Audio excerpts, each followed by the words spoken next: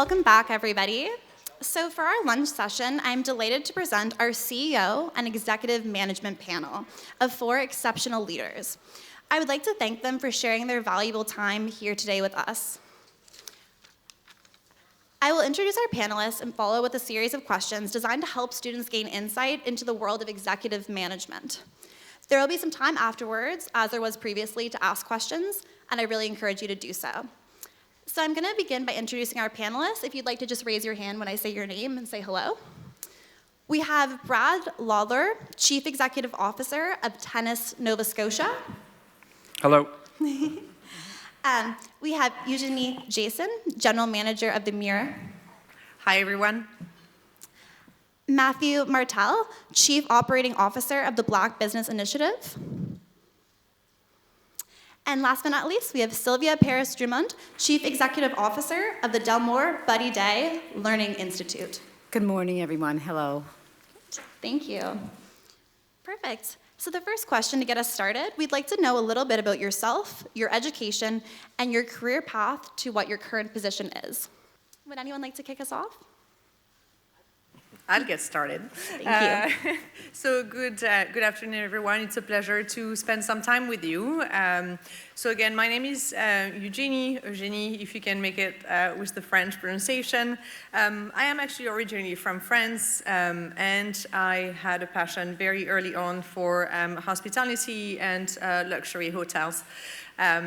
So I decided to study business and hospitality management, went with a bachelor and then a postgraduate degree in hospitality management, where I learned, many exciting things from, the very granular operational side of hotels to, the management and leadership topics, to cover, a kind of well-rounded approach to this industry.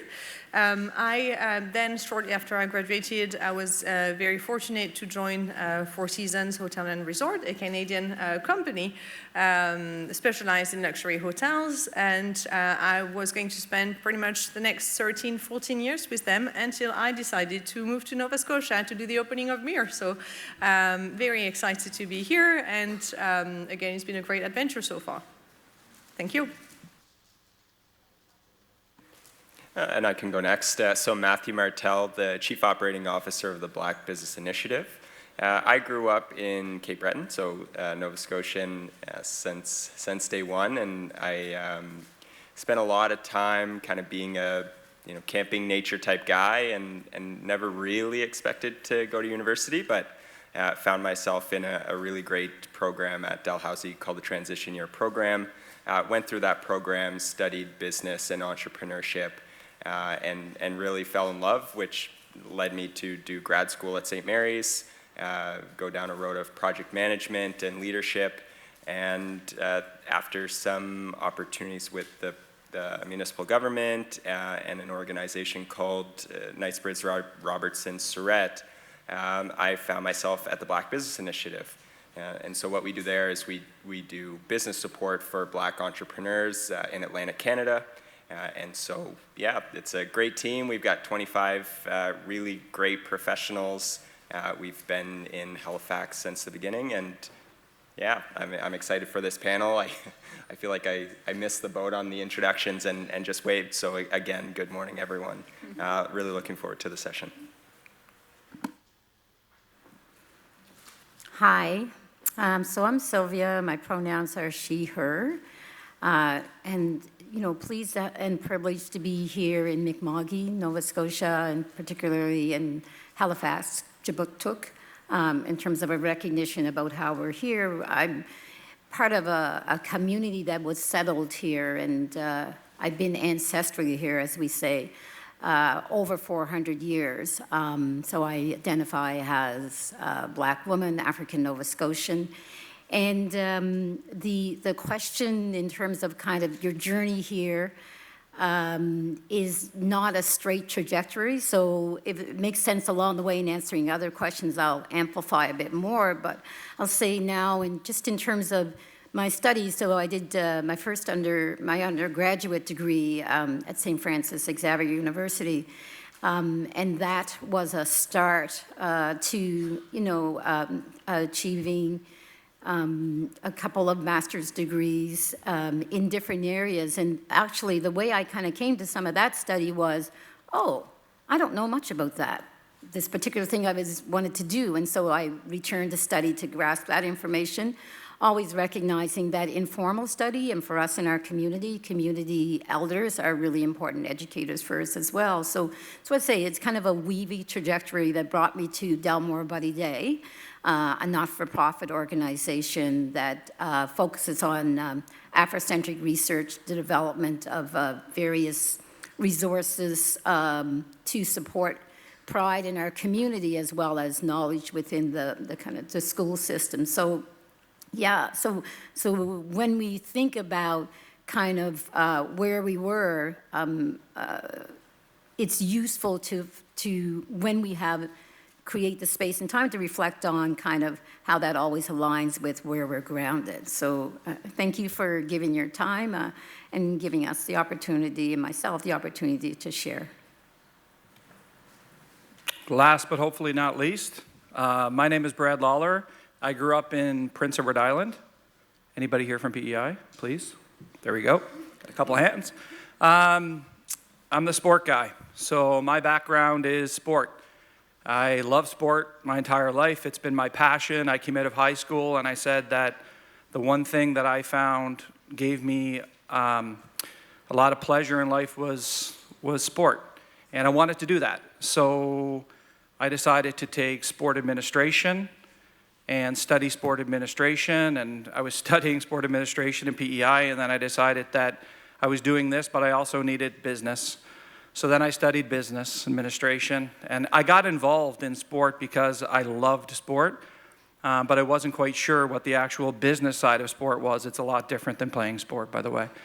So I finished that, and at the age of 24, I became the executive director of Baseball Nova Scotia. I was in that position for 9 years. I'll explain why I left later. It'll take some time. And then I joined Basketball Nova Scotia. And I was the executive director of Basketball Nova Scotia for 2 years. Absolutely loved it. We're going in a fantastic direction. And then I had a phone call from somebody saying that they wanted to recruit me for Soccer Nova Scotia. So then I went to Soccer Nova Scotia. And I was at Soccer Nova Scotia for 7 years. And then an individual called me and said, there's a job at Tennis Nova Scotia. So this is not a joke either. So I started Tennis Nova Scotia 3 days ago as the CEO of Tennis Nova Scotia. And as we go along, you'll realize why I shifted and why I went to those roles. But for me, having a purpose is huge in my position. And connecting with others is really important. And I find I can do both of those. In my position, especially as of late with COVID-19 and what's happened with kids not having that physical activity and really needing it, I found that the purpose was even more so. So I'm super happy to be here today, and hopefully we can answer all the questions you have. Thank you. So Brad, I have to ask, what's your favorite sport? Oh, this is tough. I love all sports, politically correct. But actually, the three sports that I played competitively, nobody will guess the last sport, but I'm 6'5", so baseball, basketball, and the last sport I played competitively was table tennis. I would say my favorite sport to play was basketball. Thank you. Great. So thanks, everyone. So moving on to our next question, we just wanted to know one key factor that has significantly influenced your success if you're looking back to where you began and where you are now. Oh, can I start maybe a little bit with that one? So I think the idea of mindset is really important. And so setting for yourselves the idea about things are achievable and doable with the right resources. And so what I mentioned about kind of not a straight trajectory in terms of where I landed here, there was kind of this common thing about interest in working for and with community. There was a piece about I have some skills that are about kind of strategic planning now, what we call them, but coordination pieces, and the recognition of where some of those came from would be taking me back in terms of my initial degrees that I achieved. And so I started into university, there was always an expectation in my family that people would go on for education in that way, for sure. But I had early tragedy in my life where both my parents had passed away before I was 17. And then I ended up caring for a younger sister. And it seemed like practically the best thing to do was to start into education and learning so that I could situate ourselves well. So, there was a gift that came from that, though, in that's when I took, my science degree and my professional program, home economics, and my education degree, all kind of crammed in just over 4 years. So you can imagine a lot of summer stuff and nights. But, it was like a determination in that time to support myself and my family, which is my younger sister.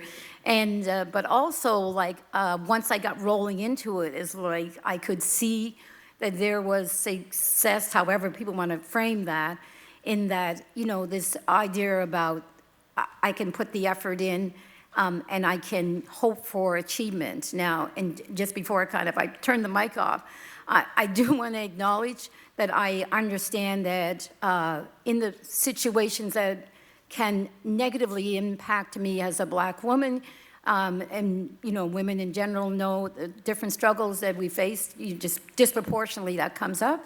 And so I don't not recognize that reality. So I don't want to make this sound kind of, whatever, too rosy in that you just work hard and you can do it. It's not like that. Other things have to be in play in terms of institutions, but it more comes into centering into yourself. This is what I want to do. This is my mindset about how I can do it. As I encounter what we might call barriers or challenges, I will hold those who put those in front of me accountable, but I will also continue to do the best I can myself. Thank you. We're all scared to hit the button first. My factor is more like a key moment that happened for me, so that would have affected my leadership. So I was 9 years in with Baseball Nova Scotia, and I would consider cruising, doing what I needed to do day to day, knowing what I needed to do day to day, but really not growing. And at the time, I had 2 life situations that were happening where I had a best friend that was dying of cancer, and I had a wife that has cystic fibrosis, and she needed a double lung transplant. And I had to make a decision in April of that year, heading into my busy year, am I going to leave my sport and go with my family, which is the obvious decision, and that's what I had to do. So my wife had to go to Toronto for the lung transplant. You can't get them here, so we had to move the family to Toronto. So I left that to go there. My other friend unfortunately passed away in August. And the part there that connects is that I actually took his job. He was the executive director of Basketball Nova Scotia. I was baseball, and we had that planned out knowing that he didn't have a lot of time left. The factor there, the key change for me was my perspective in leadership. So you see people fighting for their lives. Sylvia just mentioned it, losing parents at 17. There's things that make you a better leader, and unfortunately you have to go through tough times like this. But in my situation, I had a wife that was fighting for her life, that couldn't walk from the couch to a fridge. She couldn't breathe, and she was on oxygen 24/7. And I had a friend that was passing away. So my perspective as a leader changed, and I'm not saying like I didn't care about, the big things didn't bug me as much, but for me it was more about connecting with my staff to really understand what they're going through, having conversations with them about their day-to-day that would affect them during their actual employment with me. So I feel that was a moment that unfortunately happened. Oh, by the way, my wife's excellent. She had her transplant 10 years ago in December of this year. She's healthy. So that turned out awesome, and it's made me a better leader. So that would be my key moment. So I can go next, and thanks for sharing that. That's not an easy story. So For myself, I would say one of my keys of success has been to just kind of chart my own path. For since I was a small kid, I was always kind of went against the crowd, and when people were drinking, I was reading, and when people were doing this, I was doing that, and so I found for a lot of my life I kind of felt as an outsider and needed to adapt and adjust to the crowd, but I've very much come to learn that really is a strength. So I think it's very important that you're authentic to yourself, and not try to kind of mold yourself into what's expected as a leader. There certainly is an archetype of what we think a CEO looks like, or a senior leader looks like, but I can certainly tell you, especially now, that has really shifted. So don't be afraid to be yourself. I know it sounds very cliche, but I can, of all the leaders that I've met, and the more I'm exposed to leaders in Nova Scotia and Canada, you realize that they're actually very, very diverse and different. And while yes, we have the suit coats on today, chances are if we weren't here, we wouldn't. So don't be afraid to kind of be yourself there. And then if I can, one other thing that I think is very important is to go where you're valued. I think that's something that can be challenging. I think sometimes we look at opportunities and have this sense of where we want to go, but I've found a lot more success in not going to where you really have to sell your value to someone. Find yourself in places where they recognize it without you even having to say it, and they certainly want to help leverage and amplify your own internal strength. So feels like something that's hard to find, but I think as you network and do that, you'll find that it's not so tough for you to have to go and introduce yourself to people. If you're authentic, people will actually kind of start to take an interest in you, and that's really, I think, where you should let your career go versus really pushing to go in a certain direction you think you want. Thank you. So I think I was trying to think about that questions, because I actually feel a lot like Matthew on this one, sticking to who you are, because I think that, as a young leader, you try to blend in, you try to be like the other leaders, like the older leaders. And firstly in my career, I was never recognizing people that looked like me. I was often the only female at the table. And sorry to pull that card, guys, no offense to anyone, but it's, that's my story. And I think the key factor for me had to be my determination, that grit, that you don't let go of. If I had to count, how many times I heard, stupid stuff like, well, for a woman, you should stick to a 9 to 5, like, preservations manager sounds great. And I was like, no, I want the big seat. Yeah, but you're going to have children one day. And I was like, well, I'm not sure, I don't know if I'm the right person for this. It's a big job as well. So I heard that many, many times. And I know it sounds crazy, because we're not getting back very far in time. Like, beginning of my career for me was in 2008. Don't make me look bad and old, that's not that far, guys. But it was, it's still insane. It's, like barely 12, 13, 14 years ago. And as a millennial, I was expecting to not have to fight this. And truly, I also did not see many people, in my shoes. And every time I would get coached and, well, you should do it this way. And I was like, but that's not who I am. But, if you want to grow, you need to be that way. And I was like, that's not who I am. And the more I was looking at the teams that were supporting me in my, leadership roles, the more I was seeing they were receptive to my style, which was obviously very different from the other people that were surrounding me. And I think that comes clearly from a diversity factor, because as I was saying, I was the only girl at the table. So I think that, again, for me, the key factor is that, don't let others make you doubt about your path, and keep that determination to make you keep going. And use that, when people, question you, throw that kind of, like weird statement at you, question it. It's not because people are older that they know better. Don't tell that to my daughter. She's 6, that's not helpful. But keep that. If this is really what you have in you, if you know your past, if you're passionate about it, don't give it up because of what other people might just discourage you to do. I know, again, it sounds very, cheesy or rosy, whatever, but had I listened, I would not be here today. So sometimes not listening is a good thing. Yeah. Thank you all for sharing your stories. Our next question is kind of going to specifics about your day-to-day, and we'd love to hear about either your best day on the job, your worst day on the job, or maybe one of each, whatever you feel comfortable sharing.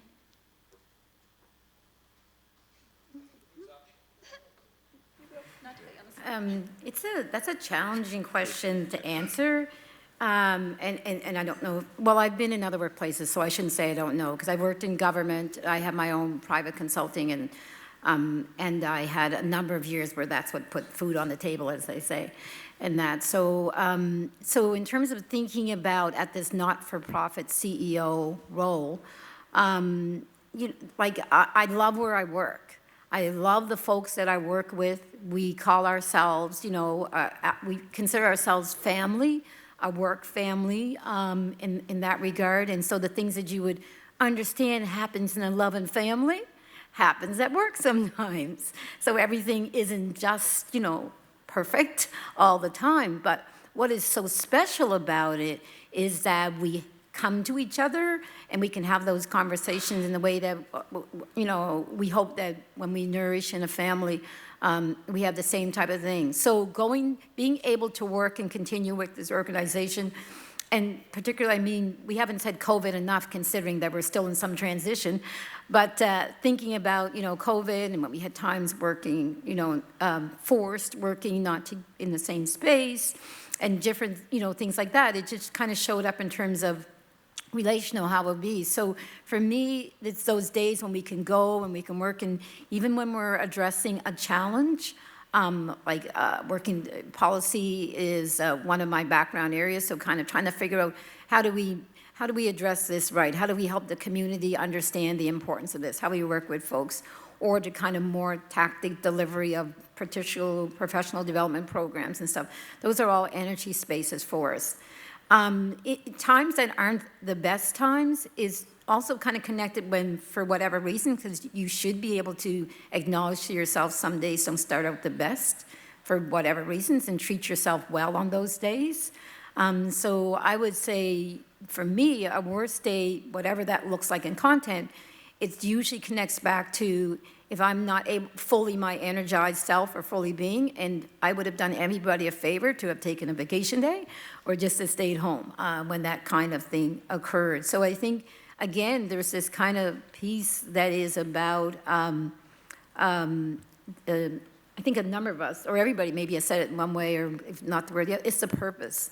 So if I can start the day and however, long the hours are, whatever, and end the day with being able to say to myself, I kept to purpose, and if I didn't achieve all the kind of tasks, things I had to check off, but I maintained purpose, that's a sweet spot in terms of, what a happy day is about. So for myself, and it's funny how this answer is going to kind of go back to why I feel the way I do about being successful. But my worst day on the job, I remember I had a bit of a sales role, and it was one of those positions that you do because you think it's the ladder step to something really great. So I was doing that, but it really was not in line with my skill sets as a person, we'll say that. So I remember my boss, telling me that I was, really just not hitting numbers. I was super new. I had, double jaw surgery and was literally wired shut, and I couldn't make my sales call, but they didn't care.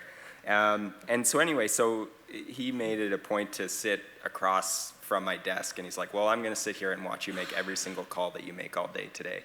And I remember making all those calls, and nature of sales, it's a numbers game, so you get hung up on, and just having that person sit there and just give me this sense of I'm really the worst person for this job. I'm going nowhere. And so I remember when he left, I just shut my door and was like, my career is just shot. I don't know what I'm doing. I don't know where I'm going. it's obviously not going to be sales. And so, anyway, so that was kind of one of those experiences that make me realize, regardless of that, skill set, you want to find someone that never really makes you feel like like you don't belong, and they obviously want to have, some sort of interest in your development as a new professional. And then in terms of my best day, luckily it was with my current organization. And I think it was my first week on the job, and Sylvia, you might be familiar with this, but at BBI, when people leave, obviously it's a sad time. Sometimes it's happy because they're going somewhere great. But what we do there is when people are leaving, we go around the room and share memories of that person and good times that we've had with them, and it was really great because it was such a great I guess, reminder to me that I've made a great decision based on, a culture that aligns with what I want, regardless of, titles, this title versus that title. And just going around the room and just the actual, genuine love for each other in that room was just so amazing, and everyone was in tears. And, this person had only been there 8 months, but it really was one of those experiences that for me made me know this is the place to be. And so just thinking of that contrast for me is, night and day. So I'll start with the worst day first, and after I'll finish with the good day. So I guess the worst day for me was the day I had to let go pretty much my entire team during COVID. That was I think both as a person and as a professional, I guess I've been fortunate to not experience, loss and that kind of, more deep tissue thing. But I see, when someone gets terminated in the workplace, that's not just, okay, you won't work with them anymore, but it's also, the livelihood, what is the impact you have on those people's life and the people that, they're responsible for, etc. So there is a bit of a deeper meaning when you have to do something like this in a role like ours.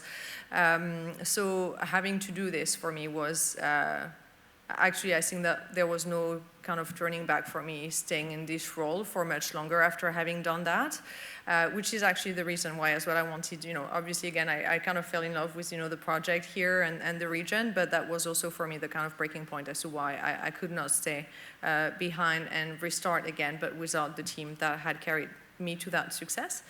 So that was, for the bad part. And I've been trying hard, by the way, to find a learning into this. I could not accept that I saw this as an opportunity to start again somewhere else. The great part, so I think that I'm very lucky because, hospitality is a people business, right? It's a lot of emotions, a lot of, people coming, to make memories with you, people, going through those memories with other people. Every day is a different day, and there is a lot of excitement, a lot of, craziness sometimes, a bit of chaos at times as well, but there is always something happening. So I think that for me, a very unique day was when we actually opened Muir, because there was, so much expectation. The whole team was here for 2 months, and the day, where you remove the paper, from the window, because now it's us, opening up to the rest of the world kind of feeling was very unique. And I think that the team we had created was such a tight, living things together, the countdown until the opening and all of this. I think that regardless what was your role in that opening, I'm sure that that's something that will stay, engraved with people. So yeah, that was the great part. Thank you. I will share my worst first because it's more memorable at this point in time. But this cannot deter anybody from getting involved in sport. I've been CEO of a sport for 20 years. So you're dealing with tens of thousands of parents, many clubs, and people that are not happy with decisions you make, whether it's a provincial team making a high performance team, or tournaments or competitions. So. With Baseball Nova Scotia, I actually had a death threat. where there was an individual that had some issues that actually threatened my life, where we had to have a police officer come in and stand in my office so that I could get to my vehicle that day. That would be my low point in my career. Thank God it can't get lower. So that would be my worst day, I would say. That was the day that I had one of those moments, should I be doing this? Sport is extremely important to some people, and also realize there are individuals in sport, especially parents, that know that if their children don't make a certain path, they go in a different path. So it's extremely important that a kid, a youth, potentially makes a provincial team where they can get a university scholarship. It's very important. So this person took it a little too far, and that was my worst day. And I would say my best day was after stressing for about two weeks to 3 weeks about keeping my staff at Soccer Nova Scotia. The government called me and said, we have funding to keep all of your staff members. And we have 28 staff members at Soccer Nova Scotia in our building and throughout the province, and we were able to keep every one of the staff members. And I remember the day that I went into the boardroom and actually told them, no one's going to lose their job, after I had people that were panicking about losing their jobs. But the government came through, we got the grant, and we're able to keep all of our staff. Thank you, everyone. I think it's really interesting, the common theme about all of the good best days. It wasn't, oh, I won this contract, or, oh, I pulled off this event like seamlessly. You all touched upon the people you worked with, referring family, having them together for a massive event, things like that. I think that's definitely something we can all take away, that the people are what make the good days good. So just moving on to our next question, just kind of taking a look at the audience in the room, I'm curious on who's a soon-to-be recent grad, maybe within less than 2 years, if you'd like to raise your hand. So quite a few, myself included. Perfect. So with that in mind, we are wondering if there's any resources that you could recommend to help students gain more knowledge as they enter the workforce, but also if they're looking to move up to eventually advance to executive management or CEO.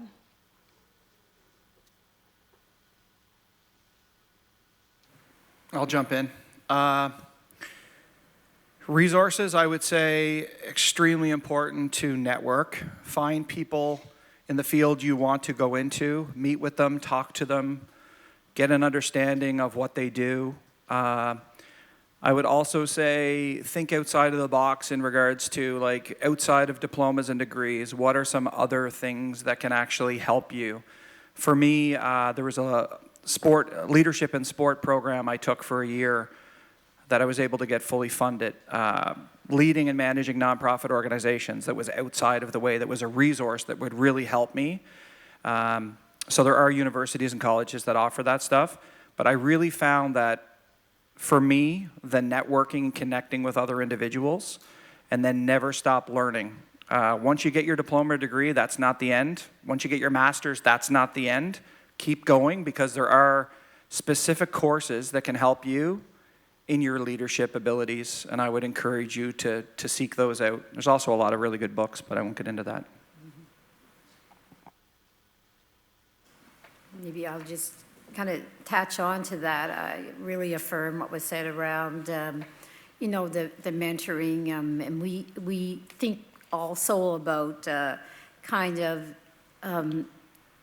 do we take best opportunities, for example, in terms of volunteer spaces? So volunteering is often a wonderful way to test out what you might be interested in.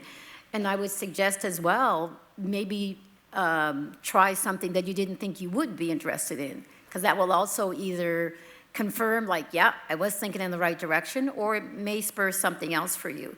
So I think in terms of that, my staff have been helping me embrace social media. And so there is this, now in this current space, like the LinkedIns, right? The LinkedIn, Facebook, Twitter, in terms of kind of like hearing different perspectives, learning different things.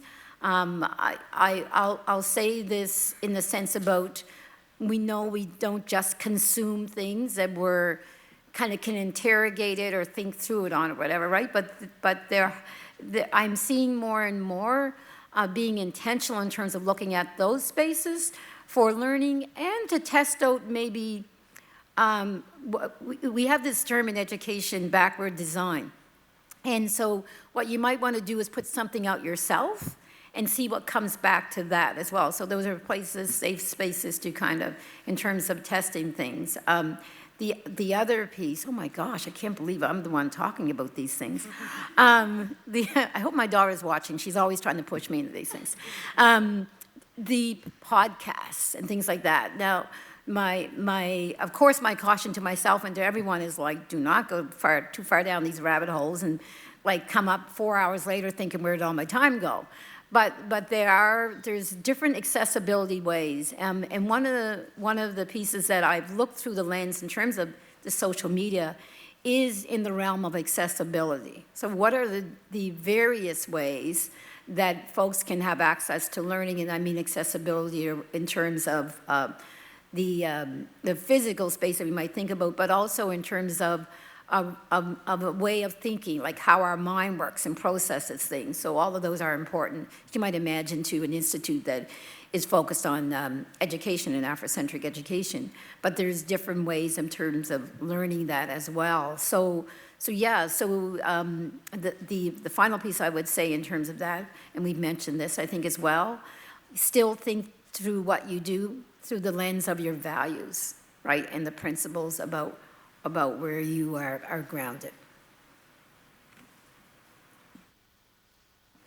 And so I certainly agree with the networking piece, and I would add, and I think Sylvia kind of touched on it, is I think you can network a lot through your passions. I can tell you I absolutely hate the networking cocktail type things where you get the name badge and go and try to sell yourself to a group of strangers. But you can certainly network through board work, sport, and I've made some of my best career connections through those means versus networking events. So I think you still kind of have to do them, but there are certainly other ways.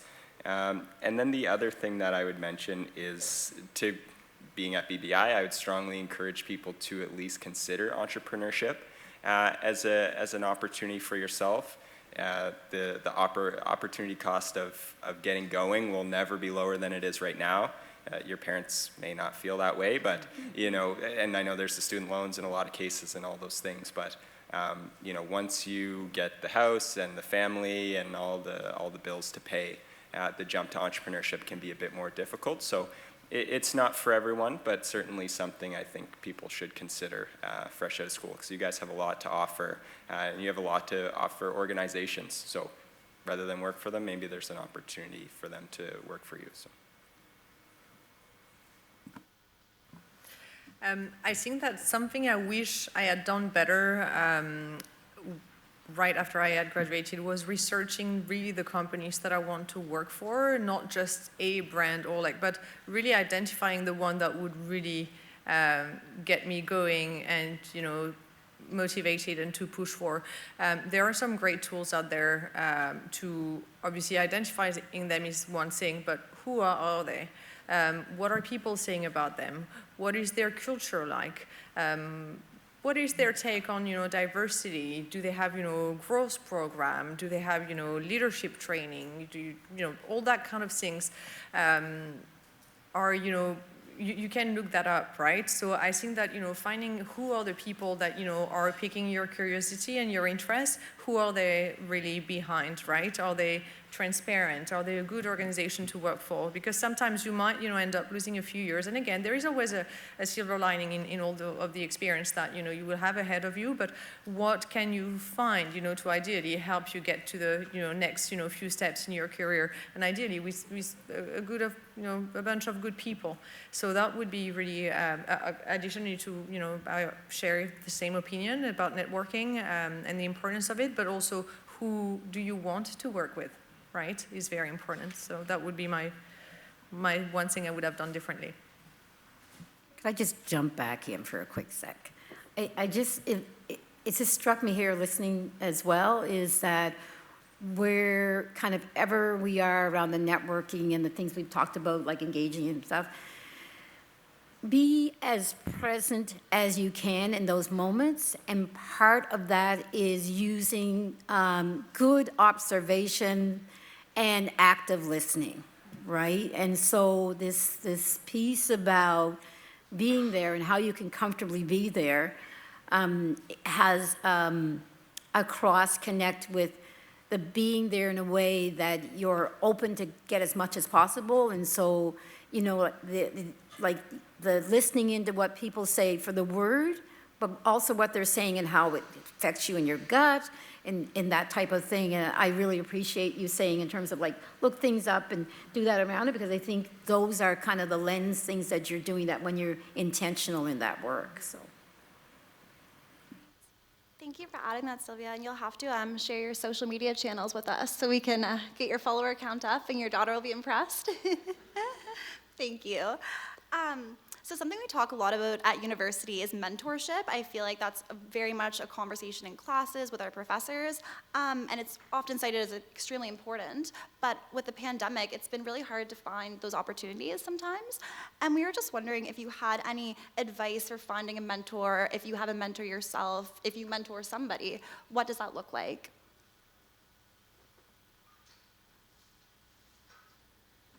So I'll start. As a young professional, certainly all of the above, I can say that. So mentorship for me, I found the most value as a mentee going through really well-established programs as you're getting up off the ground. So EduNova Study and Stay program I know is a really great one.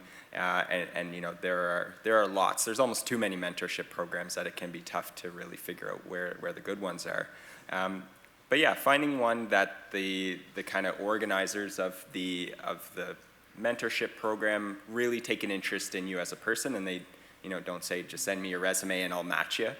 You know, getting a sense of where you're trying to go, and getting that investment from the coordinator, I think really is a sign of a good mentorship program. So I throw that out there, and then for myself as a mentor, really I like to, you know, find a short-term kind of span. So if someone is a fresh graduate, for example, and they're, I don't know, trying to buy a rental property, let's just say, you know, and being a mentor in that sort of way, and really bridging the gap between where they are and kind of that first step.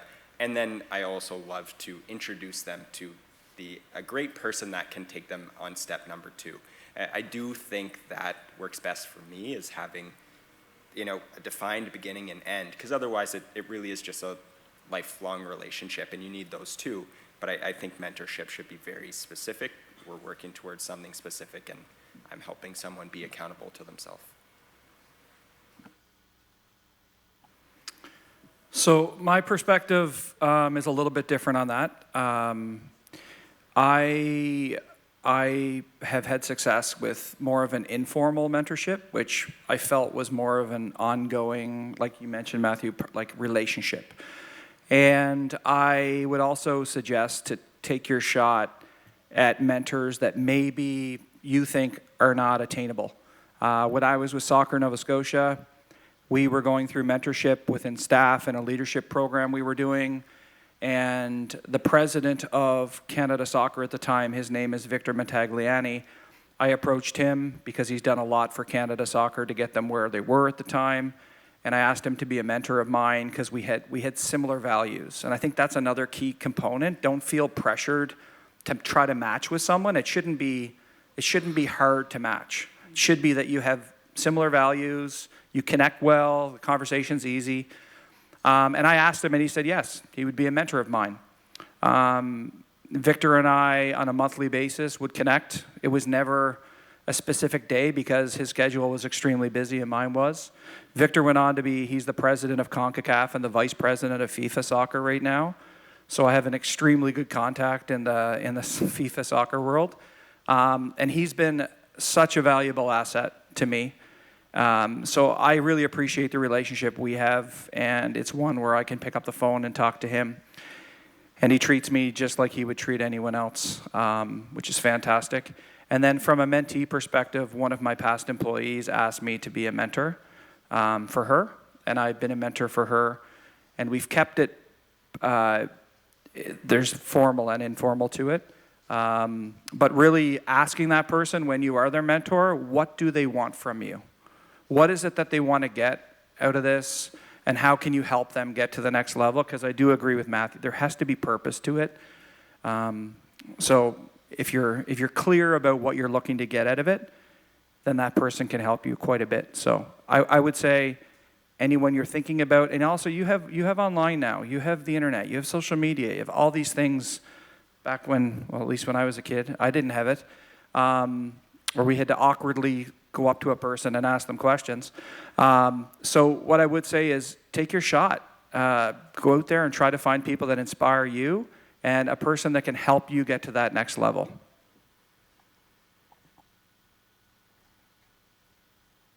I think that finding a mentor is not that easy, right? And I'm not sure that's, a must-have on your checklist, to be successful. Sometimes I guess, there are also those,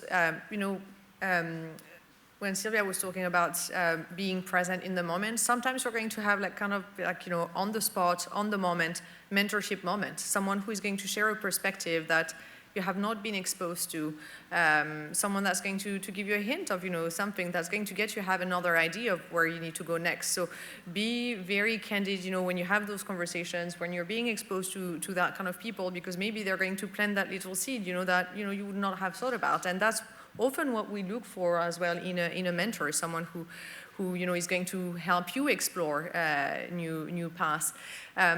If you have to look for something in a mentor, look for someone who is going to be very honest as well. Get that person that's going to also, kind of poke you sometimes, even if that doesn't feel very comfortable, because I found that sometimes, especially in company culture where you have programs of mentorship, where it's a bit more corporate, right? That sometimes is just something to go through the motion and you don't get much out of it. So don't get too caught up by this. I think it will happen more like kind of organically, maybe. And one day you'll be like, oh, that's probably what that was for me. That person was probably a mentor. So don't get too caught on labels as well, right? As to like what a mentor is and what they should be. So yeah, that would be my take on this.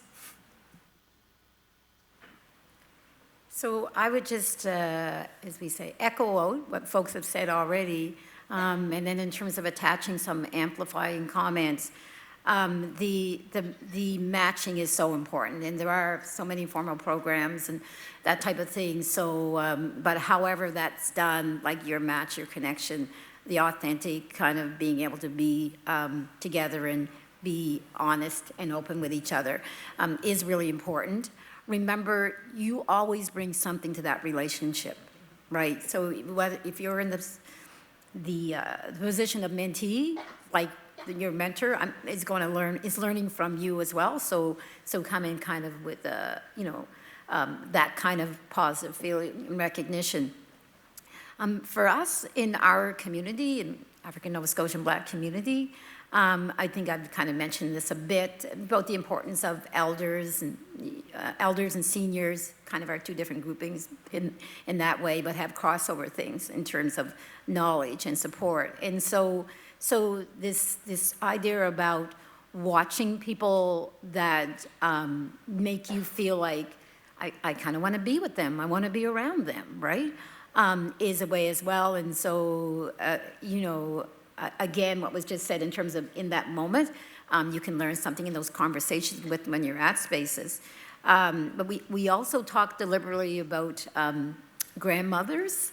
And when we talk about that in this term of what we're talking about around mentorship, is that folks are looking at each other and seeing the value and the importance and what you have to offer. And so I'm thrilled to be a grandmother to 15 grandchildren at this point, which recognizes community and probably, other things in terms of upbringing that. But I love that. And my 3 adult children would talk about this idea about showing up authentically. So showing up the same way in every place. And what we mean by saying that is that I would hope that when you run into me somewhere and you're saying about, oh, she talked about this or did that, the person that you're talking to who knows me says, yeah, that's the way Sylvia would talk, right?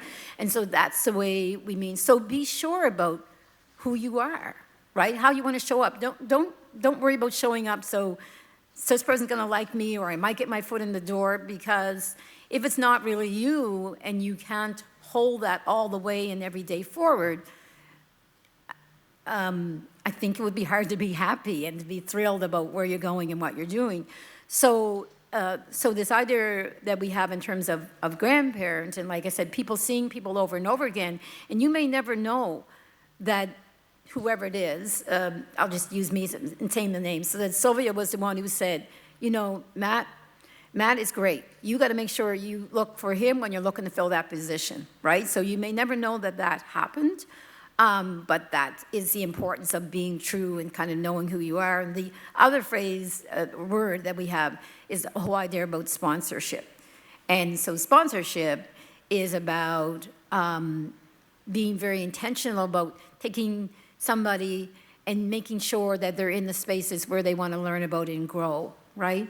And so you would want to also cultivate sponsors, and so that when you go someplace, and again, it's kind of a model that we try to live authentically to, is we go somewhere, we're going to a meeting, you know, as you know, we colloquially say around a big table, we want to bring someone with us who could benefit from that. And again, there's mutuality in that. So what that person has to say, we already know is important to be heard at that table, but we also know those table of leaders that we might be sitting with should meet this person, and that's one way to do it. That's great. Thank you very much. As we mentioned earlier, there's many soon-to-be grads in the room, and we'll be entering the workforce in this post-COVID era. How has your leadership style changed since COVID-19? What are you doing differently?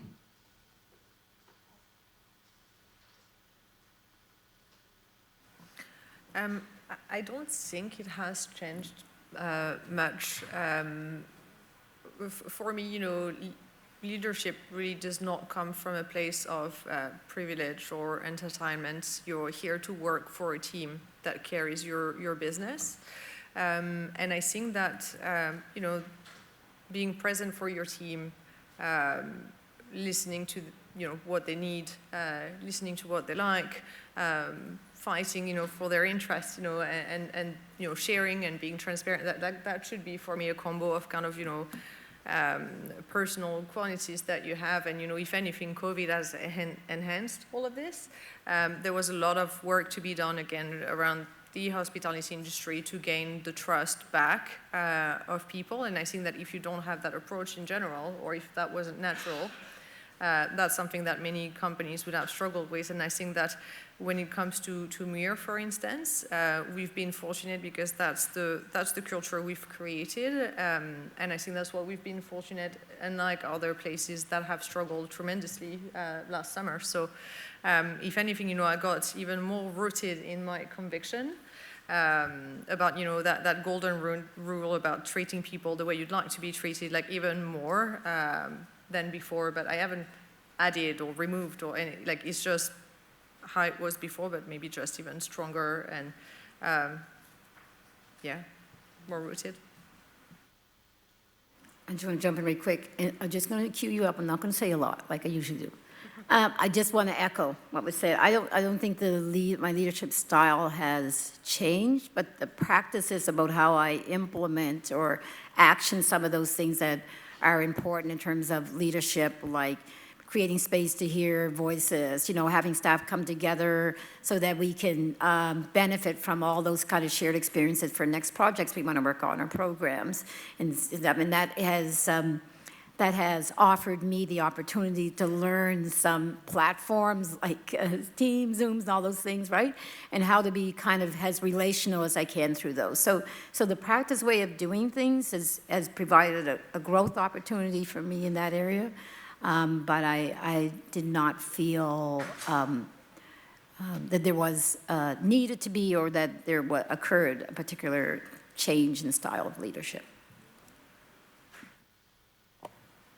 I'm going to sound like a broken record, but I agree. The exact same thing happened.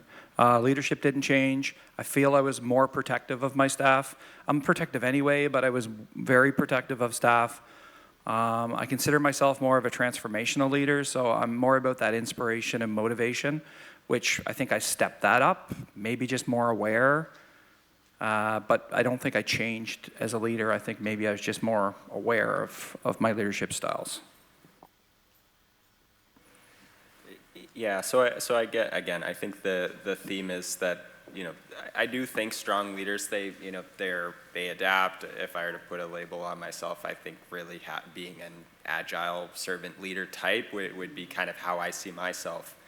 So, with that agile piece, I think I was in my current role for 4 months, and then COVID hit, so, you just kind of have to adjust and keep things moving. So, so I don't think that changed much. But what I will say is I do think that a lot of the weaker leaders, and we all have development, and it is of course a spectrum, it's not strong or weak, but I do think there was a sense of really tightening up in some leaders and becoming more rigid. And when we're working remotely, okay, there's a lot of trust issues I think that did pop up in leadership. And some of the organizations I'm on boards with, I saw more of that coming up through the operational team. So I do think there were some leaders that went through those types of changes, and you never know walking down the hallway who's shopping on Amazon or who's working, but I do think that there was this new sense of trust issues that did pop up for some leaders. Thank you very much. So one more question from me, and then we'll open the floor to the students. If you could say one characteristic that you believe every single leader in any organization should have, what would it be? Empathy. I think empathy is by far, I feel, the most important characteristic of a leader. You have to be able to feel what your staff are feeling and be able to react to it to get the best of them. There's so many different characteristics of a leader and important values, but for me, empathy would be my number one. For me, it's a growth mindset. So for me, I would say probably lack of ego, I think, is very important. Not being afraid to kind of be the least informed in the room or least knowledgeable, and just never being afraid to put your hand up and say, I don't understand what we're talking about. Can it be rephrased a different way? It feels very uncomfortable, but once you do it enough, people do respect that, you don't just pretend you know what's happening all the way through, that you'll stop if you don't know. It's a hard one because it can't just be summed up by one, it's like plus. But I think being true to yourself, true to your team, true to your business partners is important. That transparency will, from that transparency, you have care, you have trust, and all the great stuff that lives in this world of value. So I think, being true for me would be the one key component. Perfect. Thank you, everyone. We'd now like to open the floor to questions from our students. So same as with the last panel, feel free to raise your hand, or if you'd like to line up behind the 2 mics on either side of the room. Yes? Regarding the question, what was the worst day in your career and the best day? When it comes to things like having to let your staff go or experiencing a threat from someone that you work with, what was the key thing that motivated you to stay in your career and not give up? Great. I'll just repeat the question so that the entire room could hear it. Just regarding our panelists' answers to the worst day, whether it was getting a threat or having to let staff go, what was the thing that motivated them to keep going within their career and not just give up or do something else? I feel the threat question was for me, maybe. I think it's going back to purpose and why we're actually here and all of the positives. You can't let one situation drag you down.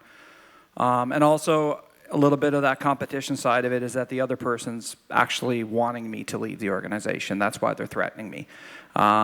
So for me, just being confident in what I was doing, realizing it was the right thing to do, and not allowing that person to bring me back so that that would affect the entire organization for me. It's just going back to purpose. On my side, I guess I've turned it into a personal challenge to not have to do that ever again, if possible. Unfortunately, I did not always have great leaders. And instead of letting that, get to me, although it did get to me, you can ask my husband.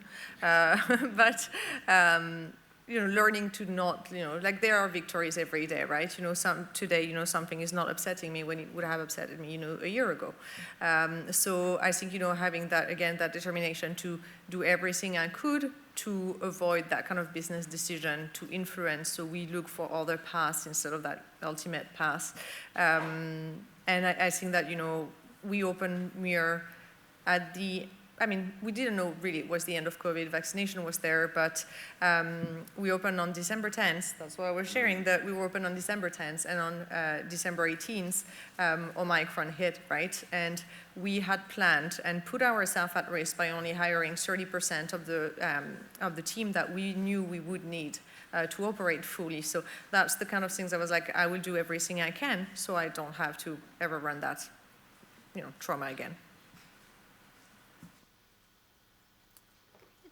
Did we have any more questions from our students or faculty?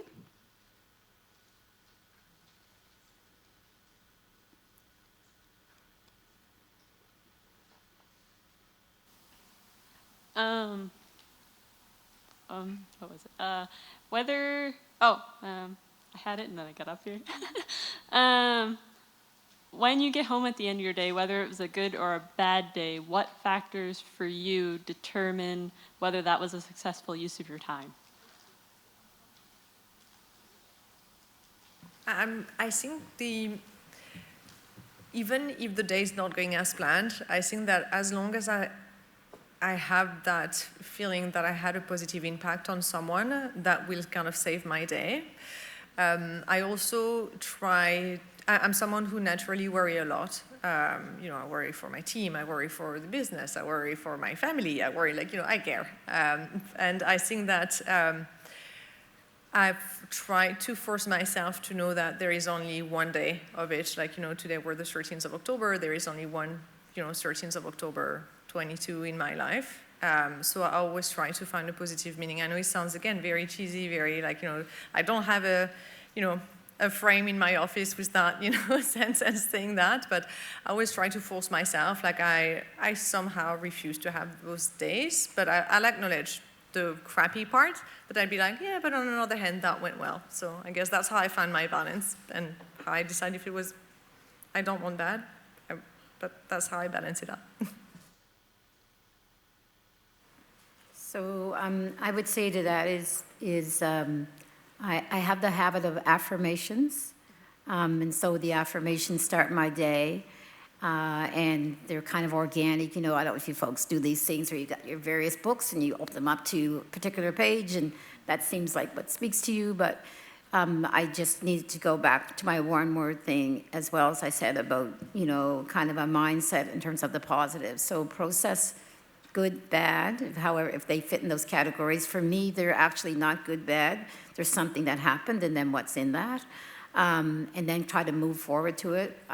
Sleep is really important, so I try to clear it all out before I go to bed, and for me, again, it's just remembering, really, what is it that I want to hold on to? Family is so precious to me, and so I just kind of can go to those spaces.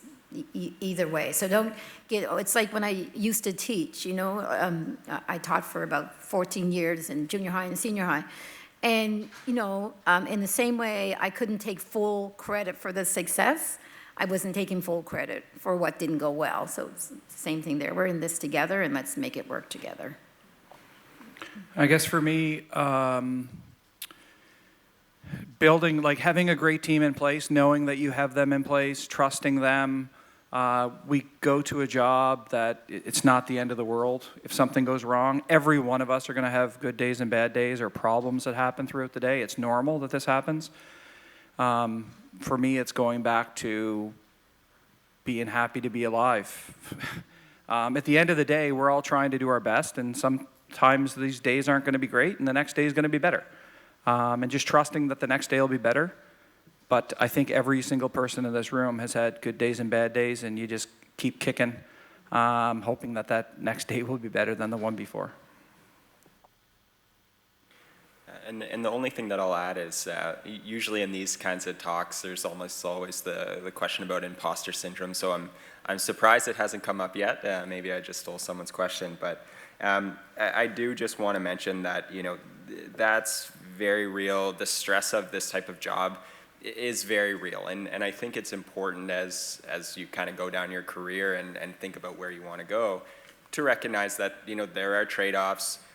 You know, as long as your expectations are there, it's helpful. And I do find when you get too worked up or you know, kind of overthink it, I find it's because you're kind of going inward with it, and then, you know, I think it was, you know, I can't remember who said it, but, you know, looking back at that purpose and thinking, okay, put this into perspective, this is just one day, you know, and it will probably be fine, you know, it is real. And I can say for myself, each day, and maybe this is a problem, I don't know, but, you know, each day it's a roller coaster. You know, I get a call, I'm on top of the world, you get another call, it's the worst day ever, and, you know, and it just kind of goes like that into the future. You know, and so I do think whatever you can do in your home life to kind of build that recharge place, I think that's very important. Sleep, very important. You know, for me, I love going on hikes and, you know, bring the dog and all that kind of stuff. So I think it's important that you don't build too much around your career. You know, go through it like you have to, and then, you know, experience all the other pieces of life. Just one more thing I wanted to add. Leadership a lot of times is lonely. You may not think that, but it's lonely. You're at the top. Everyone expects you to know everything. Guess what? We don't know everything. We don't. We rely on our staff. We have to be comfortable not knowing everything. Actually, Sylvia knows everything. I don't. And I would also say be comfortable being uncomfortable. That's what leadership is. And it's okay to be that way, but you're going to be that way. It's awesome being a leader, but at the same time, there's a lot of responsibility. And I think the way I listened to Matthew talking about this is that we internalize it a lot too, that we have to know everything. Going through COVID, all staff are coming to you saying, what are we going to do? How are we going to deal with this? And the worry, concern, and panic, I think all of us have gone through in the past couple of years, has been extreme based on that. Thank you so much, everyone. This has been an exceptional learning opportunity, and we are so thankful for your time and your expertise and choosing to be here with us today. Please give a big round of applause for our CO panelists.